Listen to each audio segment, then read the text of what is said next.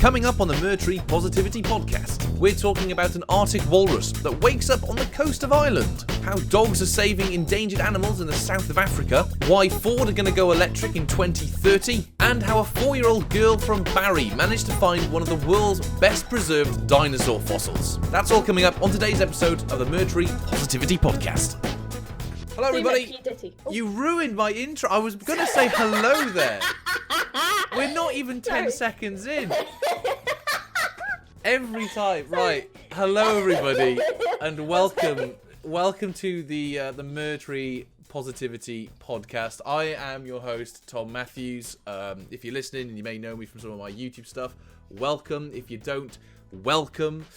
This week I am joined by one of our social media managers here at Myrrh called Sam, who rudely interrupts me in the introduction there. Hello, Sam. Sorry about that. Hello. How are you? I'm good, thank you. How are you? I'm not too bad. How has your lockdown... What I think we're in our 5th lockdown now, 6th lockdown? Something ridiculous. I don't even know. How's your lockdown going? What's it like? It's pretty average, to be honest, Tom. Your standard lockdown. Your standard lockdown. You know, a lot of Netflix binges, a lot of food binges. You know the call. Yes, that's pretty much how it's been for the last year now. People are already reminiscing on their first lockdown. That's how long it's been.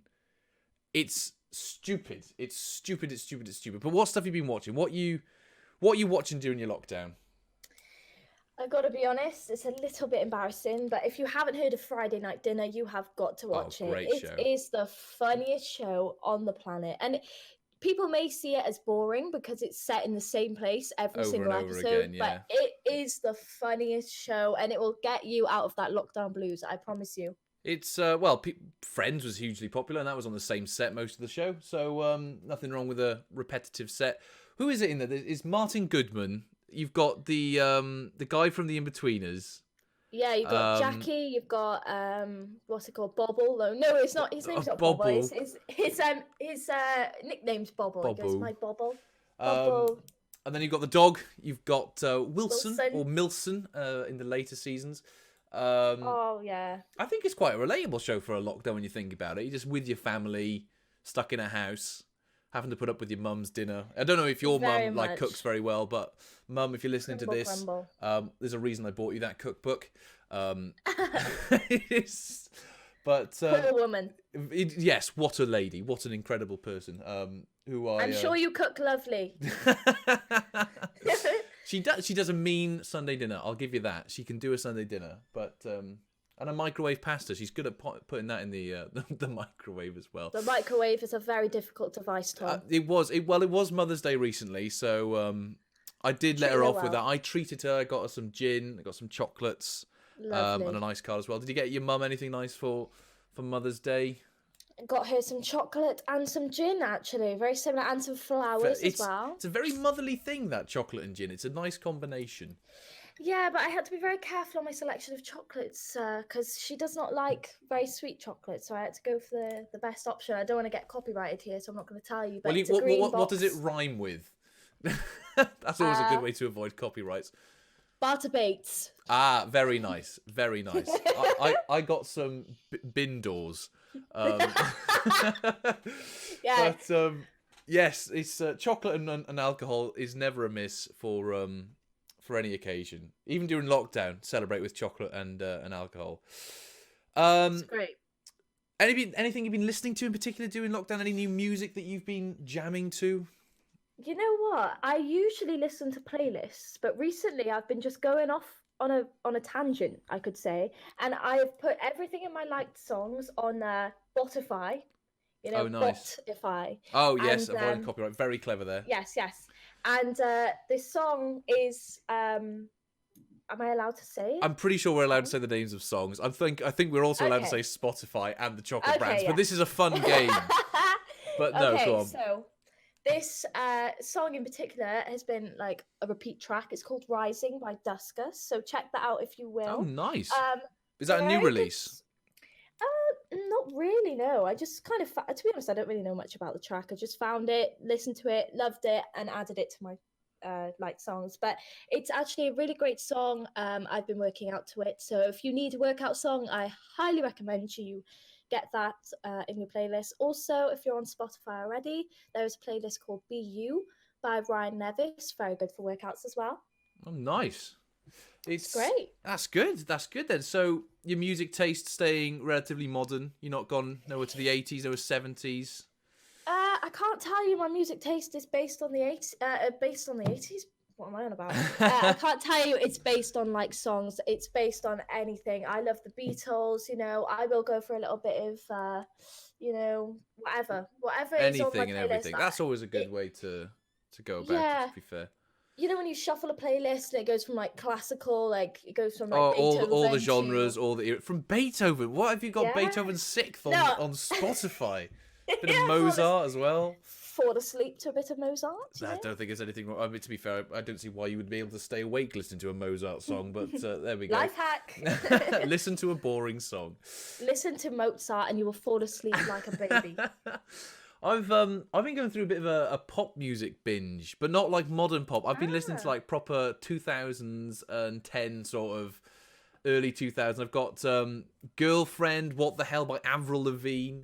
Wow, banger. Absolute tunes they are. What else have we got? Gym Class Heroes, Stereo Hearts, Domino by Jessie J. All these like proper just like, you just hear it on the radio and you just want to belt it out your lungs. Mika, Grace Kelly.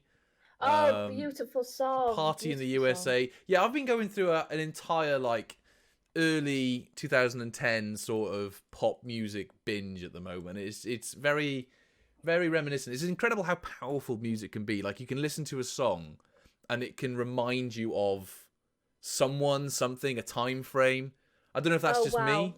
No, 100%. I completely relate to that. I mean, I've been listening to a lot of Declan McKenna, Mac DeMarco, and I've been really binging Tame Impala. I had a phase, right? I had a Tame Impala phase. Everyone's had a phase. And it was every album I'm binging, and I just, you know, I love it. They're just so like tranquil. I can't explain it. It's like psychedelic. It's incredible. Ooh, nice. It's amazing. Well, that's always good to hear. Good to hear that you're keeping well. If you do want to listen to any of those artists, I'm sure this podcast might be on Spotify. I'm sure it might be. So that's a positive and a negative. So it may be, if it's on Spotify, listen to it there. It'll probably be on YouTube, I know that much. But if you want to listen to any of these artists, we'll have a link down below for you to check them out. So, bit of context then. What is the Myrrh Positivity Podcast? Well, what we want to do is, in these shows, we want to talk about all the positive that's going on in the world. There's plenty of negatives. We don't want to talk about them. I mean, Piers Morgan stormed off a TV show. That was great. But there are other things out there that we do want to talk about. So today, Sam, I've got us some news stories that we're going to discuss. We're going to talk about. Awesome. Because we don't want to dwell on being locked in and locked down. We're making the most of it. So let's make some more of it. So I've sent you some article links here that I wanted to go over with yourself and talk about your thoughts and your opinions on this, and why they're so good, why they're so funny, and why they're also quite important. Because the first article that we've got actually comes from Ireland, and I've aptly titled it on our document just Arctic Walrus. Very, very brief. So the Arctic Walrus story, in case you're unaware of it, it is basically an Arctic walrus who has taken a nap on an iceberg and has woken up in Ireland. This was posted 2 days ago by Live Science. Did you know about this story before I sent this to you?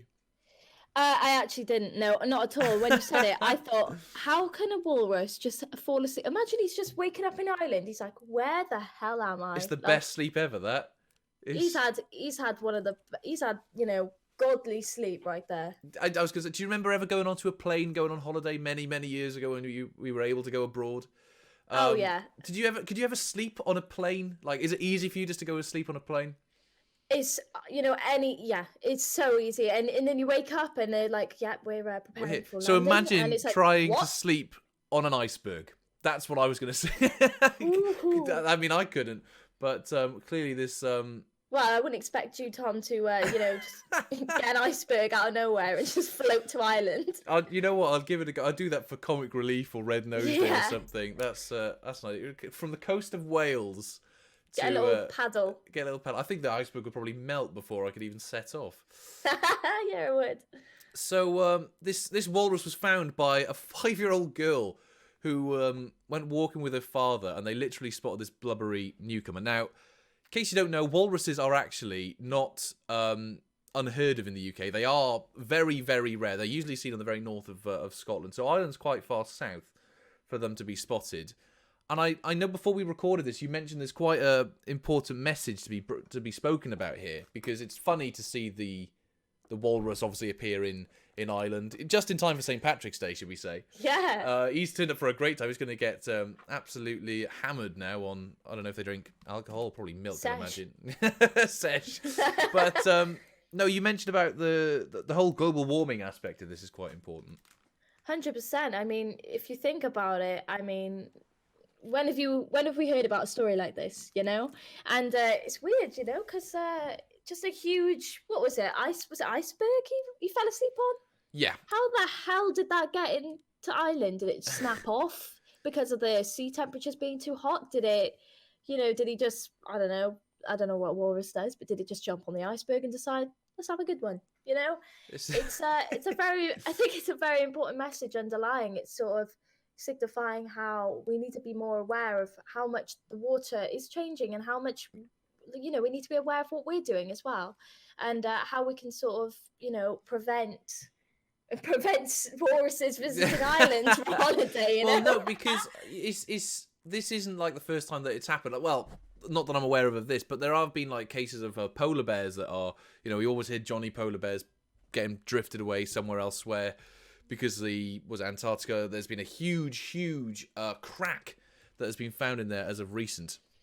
I don't know if you knew about that, but yeah, clearly we're seeing more and more effects of global warming, and this is just a prime example of it. It's I'm just looking at the article here, and supposedly he was actually island hopping. He was jumping from different iceberg to iceberg, so it wasn't just one big sleep. It's like jumping out of one plane onto another mid-flight.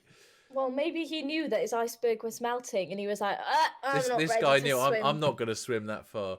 I'm gonna get on the second iceberg to the left." Yeah, it's didn't get any safety procedures before taking off. No, they said when they found him that he was actually really tired and quite sleepy. So obviously he's had to do quite a lot of swimming. They said that he did over about 1,000 miles of travelling, which on an iceberg. I mean, I wonder what he did for food. Because surely there's fish. Would it be fish? To be honest, he probably did not eat. But walruses, you know, if he's eaten, you know, 2 days before that, he'd eaten quite a lot of fish. He might have just lasted the whole time. I don't know how long walruses go without eating, but he might have just thought, you know what, I'm not hungry. Hop on my hop. Hop on the iceberg. Did you say horse then? Can you imagine a walrus trying to? The world's gone mad. It's the lockdown brain fog. I think that's what it's called. I need to start using that excuse. That's a good one. Yeah. It's no, I think it's an important message. They are going to release him back to the wild. They're not going to keep him in any animal enclosure. They have got him at the moment, but they do want him to return, which I think is quite nice at the end of the day, because you know we don't want to dwell on controversy about zoos and whatnot, but it's nice to see that he's been, you know, taken in, looked after, and they're going to return him, which I think is a very nice end to this story. He's okay. Yeah. He had a wild ride. He's going home. It is. It's an important message. He is going home, and yeah, that's a nice way to round up that story. I love that story. Actually, that's a very nice way. It's a great story, isn't it? It's my favourite story until the next one, which actually ties in quite nicely, because it's again once about animals.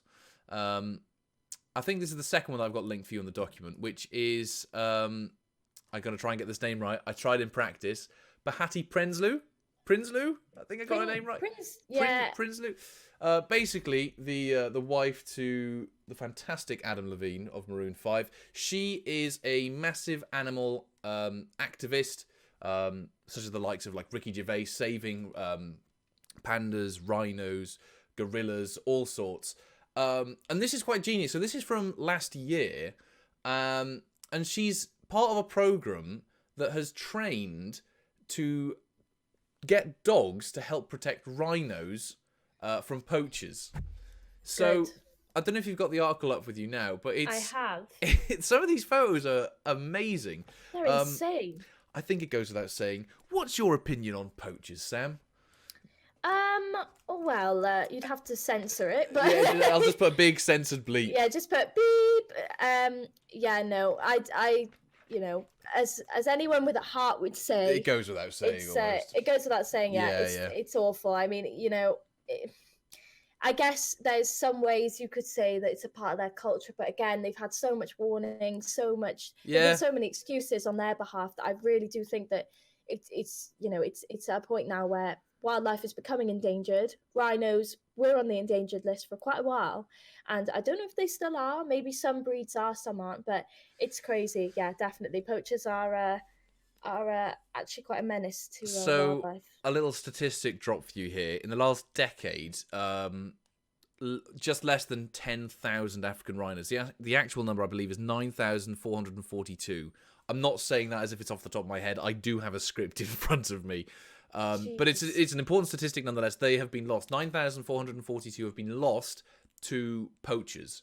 So it's crazy. I'm pretty sure the way that it works is they obviously they poach the rhino and then they sell their horns on the black market for money, and some places believe that they've got special like medical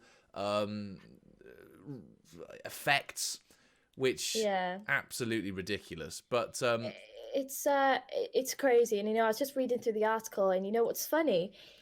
Bloodhounds and beagles are the ones that have been trained. Wouldn't you think like a German Shepherd? You'd have thought a big dog would. Yeah, I would have thought, you know, Doberman, let's go, and they're like a beagle. I'd like to have been in the meeting for that, and just the amount of people that have just been like, oh, just like, what about you, John? What dog do you recommend? Oh, a pug, maybe? No, don't be stupid. Yeah. Oh, a poodle? No. What about a beagle? Yorkshire Terrier. A beagle's a good shout. What about and there's this guy at the back just saying, what about a German Shepherd? Don't be stupid, Harold. We don't want German Shepherds. Don't be stupid. But no, I get that. I'm guessing they must have used beagles though for their. Have they not got like an advanced sense of smell compared to other dogs? They must have something. There must be some science behind why they chose those particular breed of dogs.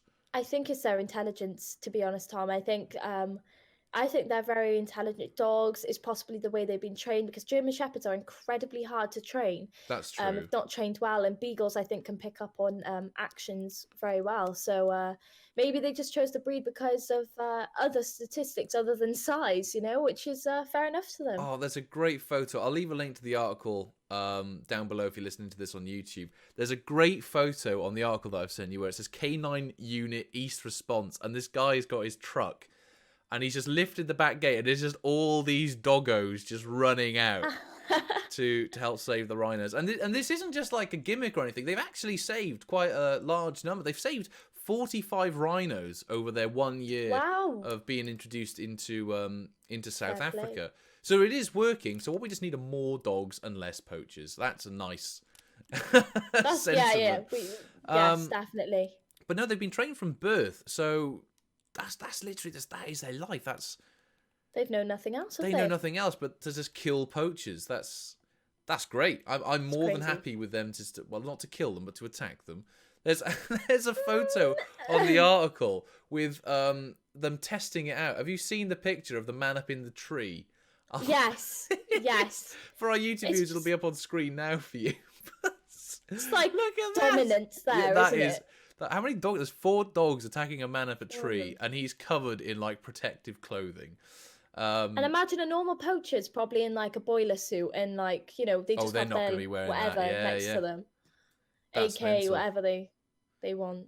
So no, it's terrible. In the article, it mentions, there's a quote here from the article that mentions, in the areas where the Southern African Wildlife College patrol, the success rate of these dogs is around 68%, using both on and off leash free tracking dogs, compared to the 3 to 5% with no canine capacity. So not only is it working, we've got statistics here to show that it's actually working incredibly well. 68% is fantastic.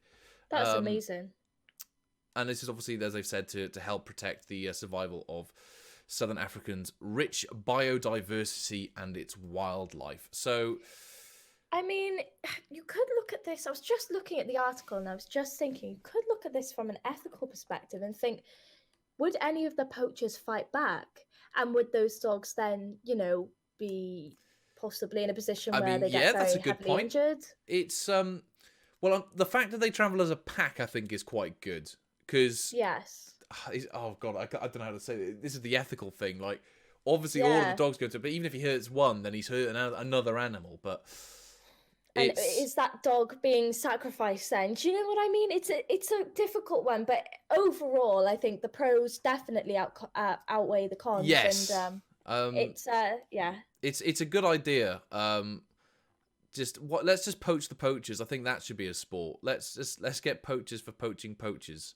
I don't know how many more times I could get the word poacher in a sentence, but I feel like if I could and I had £1 for every time, I'd be a millionaire.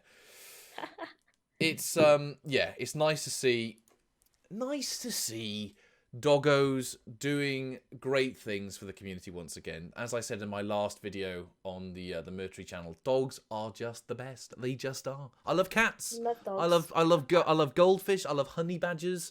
I'm trying to think what other honey badgers. That was quite random. Oh, honey badgers are great. Honey badgers are great animals.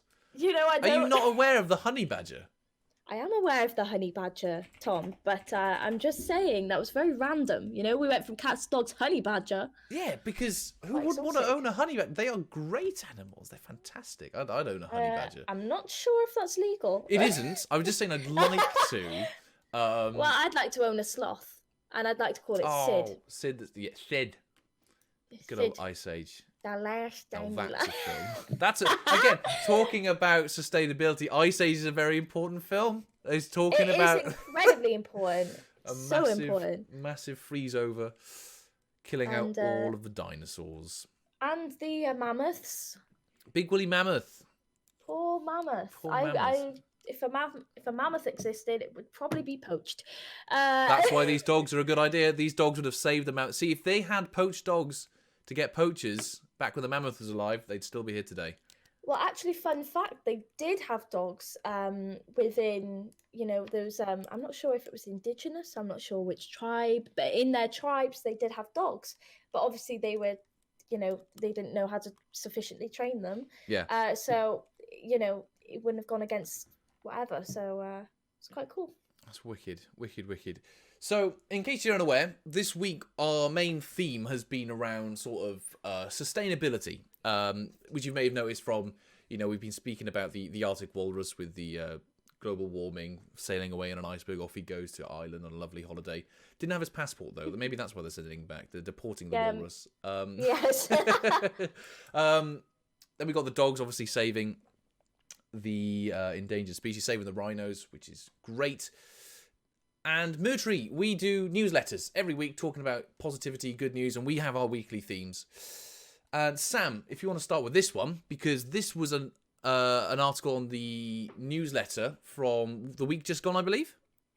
The Ford going electric, yes.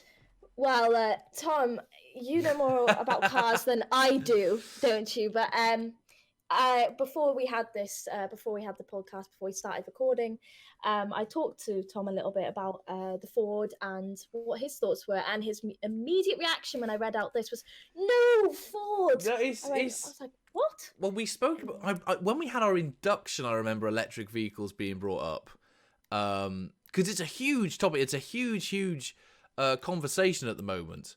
About electric vehicles going forward, because obviously Tesla at the moment is rocketing, quite literally, it is with his SpaceX program as well. But get your stocks in. Yeah, get your stock if you want to invest. Get into Tesla and Dogecoin. But no, it's a very, very important thing going forward. Now we've got all these companies that are going electric, and they haven't really got the infrastructure there just yet. So for Ford, which I believe is, I don't know if it's the biggest or the second. I think Volkswagen's the biggest and Ford is up there as the second. Automotive manufacturer to say that they're going to be going all electric by 2030, that's a big deal. Because in case you're unaware, Sam, or in case our viewers are unaware, I believe it's 2030 where all sales of cars with ICUs, internal combustion engines, they will be banned, I'm pretty sure. Well, the company intends actually for its vehicles to be available as hybrid or electric by 2026, but fully electric by 2030. So yeah, there is Right. a little gap there in between 2026 So they're and 2030, gotcha. where I think that'll be sort of the transition period. Mm-hmm. I don't know how I feel about this either. It's a kind of difficult subject to go on. I mean, a lot of people are going to argue, will they be more expensive? Will they be cheaper? Will we have access to charging points? There'll be so many debates going around this, and Yeah. it's going to be sad because Ford, it's going to be upsetting. It's the same for other brands as well. Ford has got a lot of history and heritage. Same for Volkswagen, Yes. and I'm pretty sure Land Rover and Jaguar have recently changed as well. They're going to be going all electric. Well, going off of Jaguar, sorry to interrupt, Ford actually Jaguar. announced it'll be joining Jaguar and Bentley, and it will cut its production of petrol and diesel cars. So the companies are going to join Really? together, and they're cutting its production of petrol and diesel cars. So does this mean Bentley and Jaguar are going to release some electric cars as well? We'll have to see. So that's now. This is the thing. Ford are huge, like in Europe and Australia and all around the world. Now, America is where Ford are the biggest. Now, I'm going to drop a fact bomb on your head here, which is Ford in America, their most popular car isn't actually a car, it's a pickup truck. Now, the pickup truck there's got a huge engine, and I'm pretty sure, if I'm not wrong, one of those is sold in America every 30 seconds. Jeez. And if you were to line up those cars side by side, not bumper to bumper, so if you were to park door by door, they could go around the entire world twice. Oh my! They're Wow. that popular. So Well, Americans go big or go home. You know what I mean? well, we were talking about their cup sizes earlier, weren't we? About how big a McDonald's soda cup sizes. soda cup size. Oh yes, no, not those, not those cup sizes. Oh, Sorry, God. that was. That's not the conversation we want to have on the. No. But no, God. it's. I think trying to get a pickup truck to go electric, that's going to be a tough one. It's almost like seeing. Good luck to them. I probably won't be able to use that analogy, but I'm going to say it anyway. It's a bit like seeing a nun do strip poker. It's the fact that you've got this two completely different ends of the spectrum, and electric cars and pickup trucks. Yes. Well, they're going to go together like vinegar and custard. I don't see them going well together that much. They're actually this year we should see changes because the change in production, it coincides with Europe's efforts obviously to regulate emissions. That's what that's what their new targets are, and it actually states here that with new targets introduced in 2021 for lowering the average emissions of all newly manufactured cars. So does that mean we're going to be talking about this more towards the end of the year? Does this mean that more restrictions are going to come about? Do we know what this means for the future? Because in many ways, this is a good thing. But I remember a while back we had a debate, didn't we, and I mentioned how electric cars are the way to a more sustainable future. And I counter-argued that then, didn't I? Because with single-use batteries or something, wasn't it? So the problem is with electric vehicles at the moment is, yes, they have zero emissions. They don't use any emissions. When you drive an electric car, it's literally like driving a remote-controlled car. It's battery-powered. Yeah. The problem is how they're made at the moment, and that's not sustainable. Because to make a battery... I've just dropped my pen. To make a battery, you have to mine special minerals and materials in, I believe, China.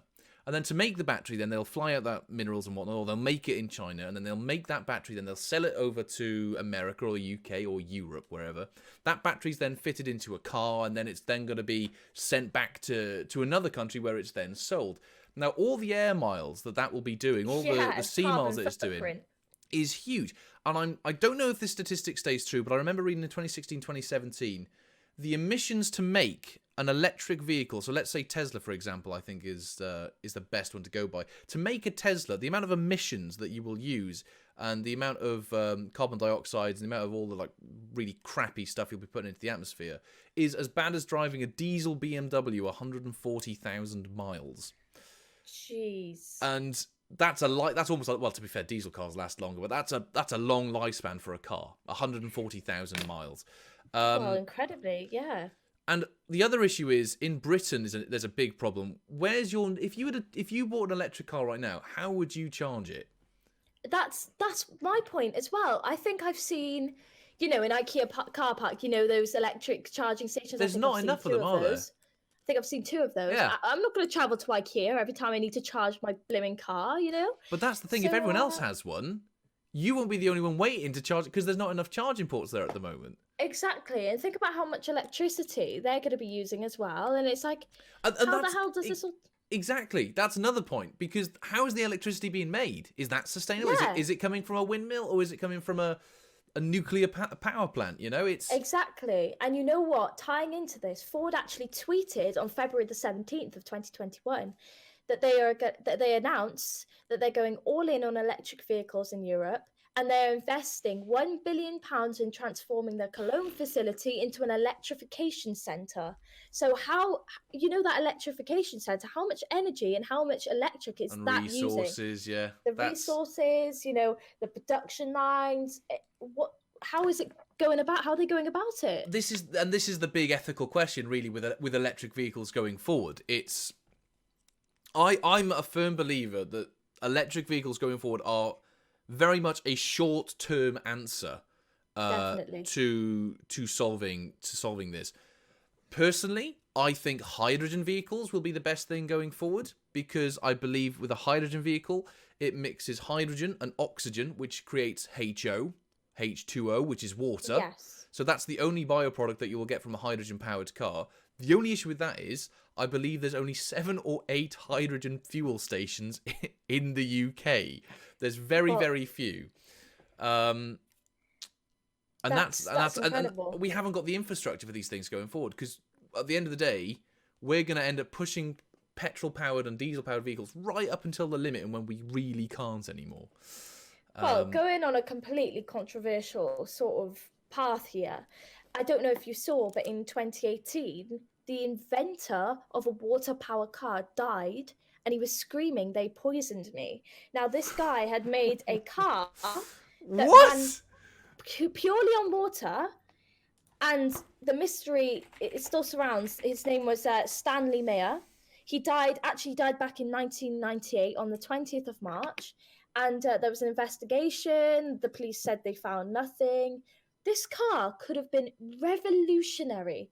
If you think about all of our resources that we have, if you think about the electrical car, I can guarantee if you compared the electrical car to the water power car, and you could see, the carbon footprint compared to both of them, I can guarantee it'd be a smaller carbon footprint for the water power car. What a revelation. But the guy sadly passed away. I think you're sniffing glue or something. What have you been drinking? That's mental. That's insane. The process of electrolysis can split water into hydrogen and oxygen, but it takes so much energy to take apart a water molecule as was released when the hydrogen was oxidized to form water, because water will not burn. Yeah, it said he estimated only 83 litres of water were required to travel from Los Angeles to New York. He also claimed to have replaced the spark plugs with injectors, introducing a hydrogen/oxygen mixture into the engine cylinders. This is all sourced from, I can't find the website, but we'll link it down below. If you say Wikipedia, your sources are going to go in the toilet. It's not Wikipedia. In 1996, Myrrh was actually sued by 2 investors to whom he had sold dealerships, offering the right to do business in water fuel cell technology. So this could have been, what's his recipe? Where's the secret? What a wild tangent! I remember saying when I was younger about water-powered cars, wouldn't that just be a good idea? But same. But I never thought it could be a possibility. But it says hypothetically. Apparently, it is. Well, it says how he passed away. The police went with the Franklin County coroner and ruled Myrrh, who had high blood pressure, died of a cerebral aneurysm. But it could have been influenced. Whatever. That's another podcast. We'll make a conspiracy theory podcast. The conspiracy theories podcast. Yeah, I'm sure some of the other guys on the team would probably like to join on that. That'd be a great one to do. But it's circulated ever since, and with little evidence to either confirm or deny it, it is left a mystery. That's wild. Crazy. I'm in shock with that. I struggle to believe it, but I need to remain open-minded. That's bonkers. Well, there we go. Apparently, we're all wrong. Water-powered cars are the future. Ford, you're making a mistake. Tesla, yes. On your bike. On your raft, Who's by the sounds of things. Yeah. Puzzling? Who's poisoning this poor lad who made a water car? Blimmin' heck, it's all go, isn't it? Do you know what? At the end of the day, I'm just going to keep driving my petrol-powered car right up until the day that it dies. But I've got a funny feeling the government's going to be like, we're going to increase your tax to £1 million. Yes, that's how it'll go. I'm driving petrol right until the day that I cannot. But do you know, it's ridiculous to think that the next generation, so our children, will have electric vehicles only to learn to drive in. They won't be allowed to drive in a petrol. And when we tell them, this is going to sound really creepy, but I'll say creepy, but just weird, because you know, like when you speak to your grandparents, like, oh, back in my day we had this, and we had the gramophone, and we listened to the radio. Well, we're going to end up saying, back in my day, I remember when we used to drive petrol-powered cars, and they'll just look at us and just be like, you're such a weirdo. You had to change gears? What a weird concept that is. I remember my manual car. Yeah, exactly. It's a manual. I'm not letting my kid drive automatic. They're learning to drive manual, and I don't care. They're learning to drive a proper car, like a proper petrol head. And if they don't like cars, then they're just not my kid. They just can't be. It's physically impossible. Who wants a kid? Who wants a kid? They don't like cars. But yes, it's a very big topic at the moment that we could possibly do an entire conversation just dedicated to that, about electric vehicles and the future of it all. But I do think that's very futuristic. To be honest, you know, electric cars is something that, you know, wouldn't have been thought of quite a while ago. But, you know, going from that, we have a completely opposite news story now, don't we? We do. Yes, good segue there, Sam. I like it. Speaking of carbon footprints, a young girl has recently found a dinosaur footprint. Thank you very much. Say, is the what best is it segue. with young girls finding things? This other girl found a walrus. This now young girl finds a footprint. The next girl's going to find Mahatma Gandhi. Maybe she'll find out how to make water-powered cars. Who knows? Maybe she'll be, you know, whatever. Maybe she'll be the Queen of Ford in the future. The Queen of Ford. If they don't have a manager anymore, they literally have a monarchy. Yes. Brilliant. That's what we want. Queen of Ford. Yes. So, do you know what? Of all my sources, I think this is my favourite website. I've got the article on Newsround, which I used to love when I was younger. But it does the job. It tells you everything which it tells you. And for people like me, did you used to want to eat the little? Sorry, did you just want to eat, like, you know, Newsround came up and it was where's this going? No, you know, Newsround, when it would come up and you'd be watching CBBC and it would come up and it would look like a little Smartie. I always wanted to eat the Newsround logo. I've never once thought, I'd quite like to eat that. So, oh my god, it looks so exquisite. What is it? Well, okay, in a weird tangent, sort of like going off topic here. Have you played Uno Flip? No. So you've got the normal Uno colours, which I think are red, yellow, green, and blue. But Uno Flip, you've got like a dark side to them, and then like a luminous green, a luminous pink. Those, I think, would taste very nice, because they remind me of like Tang Fastics. So I'm kind of with you on wanting to eat things that aren't edible, although technically everything is edible if you try hard enough. But that is not the message. Everyone, don't eat your Newsround logo. Yes. Yes, don't eat your calculator, your phone. It's not edible. No, I mean I'm 24 and I'm still learning. So best to tell you what I've learned so far. Oh, I'm literally 12, like, mentally. That's being generous. I'm probably about 4. Such as the girl that found the dinosaur footprint. I'm on a roll with these segues today. Wow. Didn't you say she lived not too far away from you? This isn't too far away from where you live, this I footprint. tell you what, Tom, I was absolutely fuming. I mean, I'm very happy for the girl, Sounded like you know. Nessa then. I tells you for why. I tells you what, Dave. I found this dinosaur footprint I have. Oh, what it is like. Basically, this 4-year-old girl, she found a dino footprint from the beach that I live 5 minutes away from. Now, right, I've been trying to get a TV career for like the entire childhood I have had. I have applied for so many extra jobs. I've been an extra, and my friend has been in the shot except for me. So when I heard this 4-year-old girl just pointed out with dinosaur footprint, I was like, are you having a laugh? I have tried so hard. But it's insane. She just pointed it out. She was like, wow, what is that? And whatever. And she actually said, and I quote, no, I'm not going to quote that. That's I've just seen the quote. She said, "Father, look at this." Well, she said, "Dad, dy with look at this." But I didn't want to. That word's been ruined for me. But yes, look at this. Look at this. Yes, that's what she said.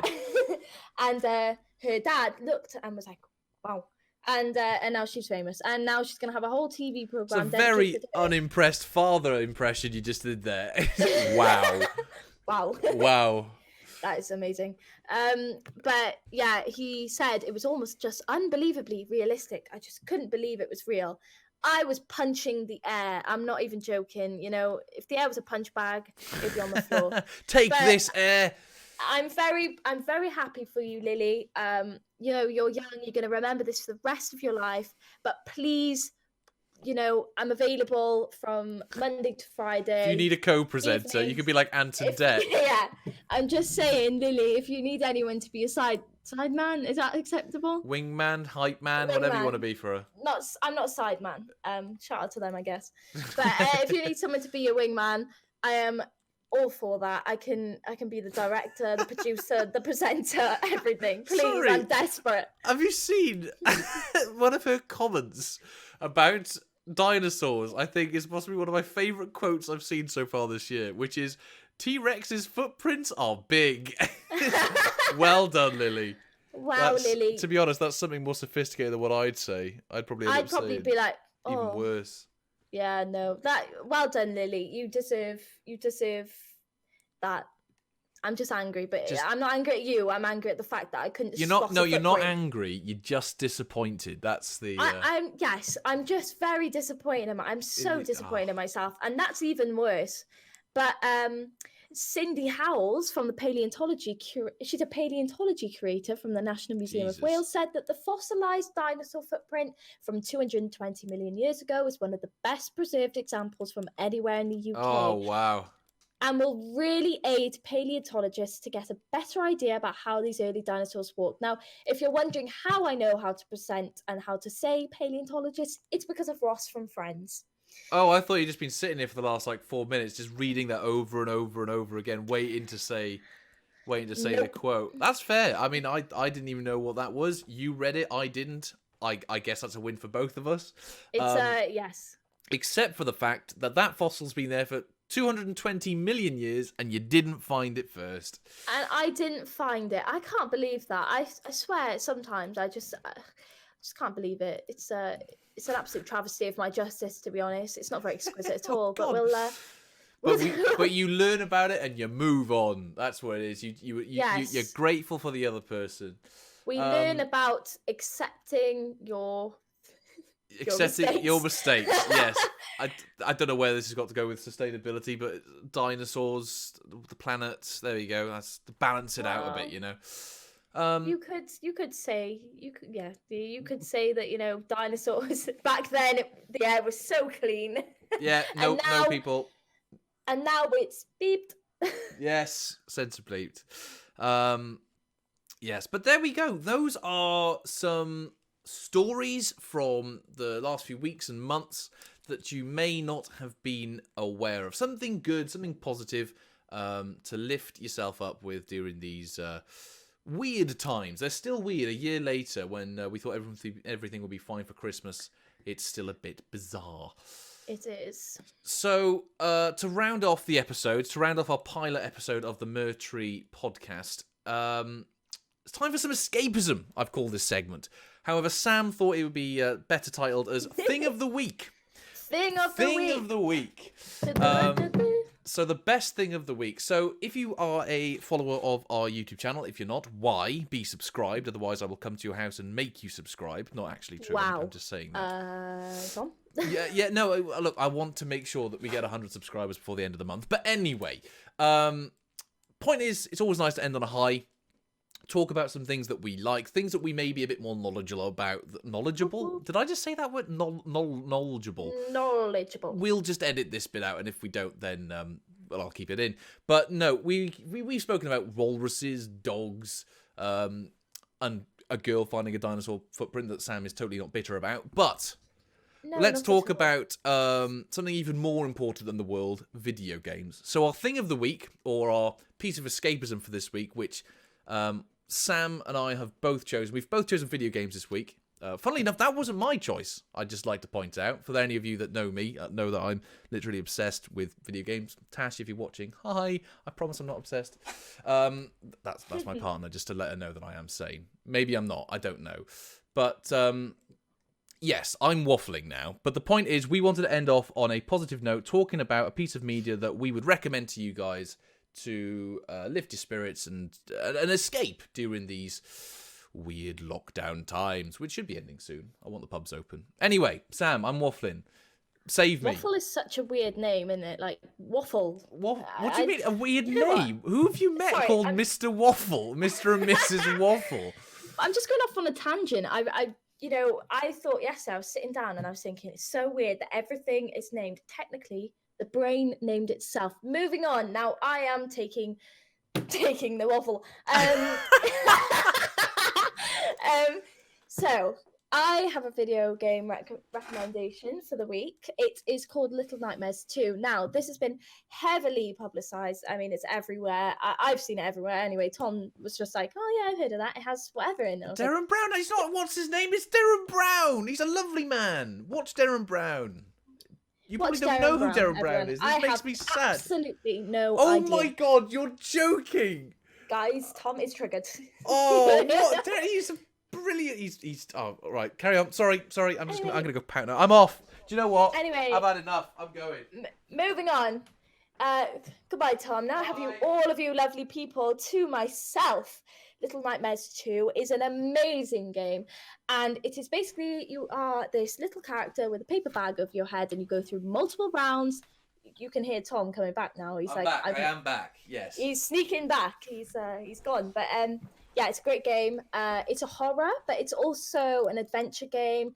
If you have the patience, if you like working for your goals, definitely get this game. I just choked on my own saliva, so that was yummy. It's a great it's a great game. I play it on PC because my partner has a PC. I don't have a PC. I'm broke. But if you want to play it, you can get it on anything. You can get it on Xbox, PlayStation. The graphics are still insane. Can I get it on the fridge? I played the fridge. Well, if you have a Samsung smart fridge, then you probably can. But I'm yes, being facetious. You can play it on anything, basically. That is, a console. I played Little Nightmares 2 on my PS4, and it was great. So I can't recommend this game enough. It's great for you horror lovers. I recommend you use headphones because it's absolutely terrifying. I feel like the Maiden, they call it. I'm not going to give any spoilers, but one of them is called the Maiden. She is absolutely terrifying, and you will get goosebumps. I had goosebumps all over my arms, back of my neck. It is an insane game, and I highly recommend it. Pretty Over good. to you, Tom. Back to you in the studio, Tom. Back to you in the studio. Thank you, Sam. Finally, our final report of the day. The weather. So, my end of the spectrum, I've been playing something completely different because I do not like horror in the slightest because I'm a big Pansy. I've been playing the soothing, relaxing Wild West of Red Dead Redemption 2. You've got to say it like that. It's a Western game. You can't just say Red Dead. You got to say Red Dead Redemption because cowboys. Have I got to say Little Nightmares really quietly? Little Nightmares 2. No, that's creepy. Don't do that. Little Nightmares. Okay. So over the last few meeks, that's months and weeks, in case you're aware. No one's listening to this podcast at this point, are they? We could just say what we want. But anyway, so this month I've been playing a little bit of Red Dead Redemption 2. Did the accent that time.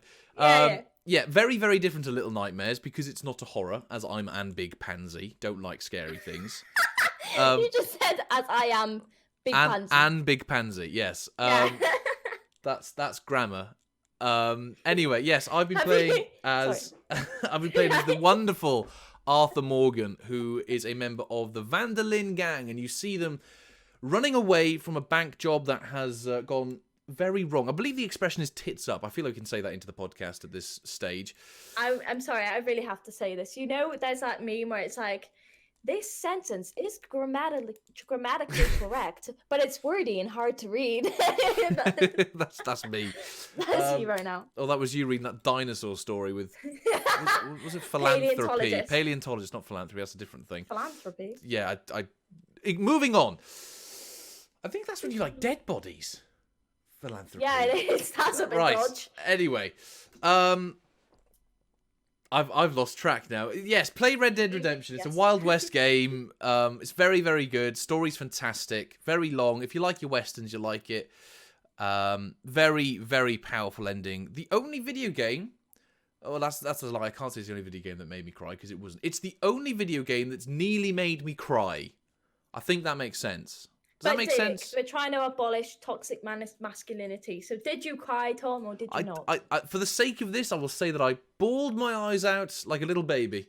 Because the ending's very powerful. Throughout the game, you can choose if you want to be good or bad as a person.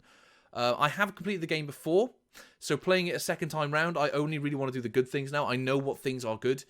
And it's annoying because I know who the traitors are, I know what the twist is, and I do everything in my power to prevent it, but you just can't. But very good game, would recommend, as well as Sam's recommendation, Little Nightmares 2, if you're not Anne Sissy like me.